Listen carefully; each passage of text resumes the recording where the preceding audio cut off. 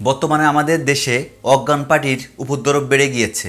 অর্থাৎ বিভিন্ন বাড়িতে স্প্রের মাধ্যমে চেতনানাশক ঔষধ প্রয়োগ করে বাড়ির সকল সদস্যকে চেতনাহীন করে বাড়ি লুট ডাকাতি সংগঠন করছে।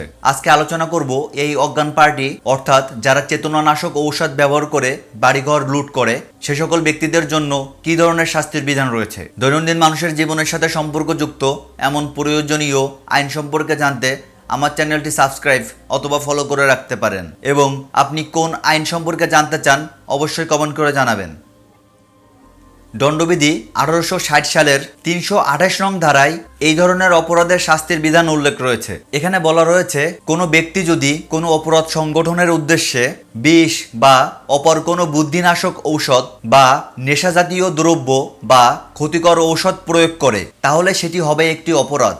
আর এই অপরাধের জন্য উক্ত ব্যক্তিকে অনধিক 10 বছরের কারাদণ্ড এবং অর্থদণ্ডে দণ্ডিত করা হবে।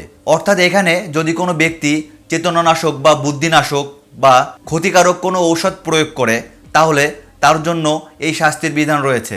এক্ষেত্রে উক্ত ব্যক্তি যদি ঔষধ প্রয়োগের পরে কোনো কিছু লুট করতে না পারে অথবা ডাকাতি করতে না পারে তারপরেও শুধুমাত্র এই ঔষধ প্রয়োগের কারণে উক্ত ব্যক্তি অনধিক 10 বছরের কারাদণ্ড এবং অর্থদণ্ডে দণ্ডিত হবেন। তাই এই সকল কার্যক্রমের সাথে যে সকল ব্যক্তিবর্গ জড়িত রয়েছেন তাদেরকে অবশ্যই এই সকল কার্যক্রম থেকে দূরে থাকতে হবে। ধন্যবাদ।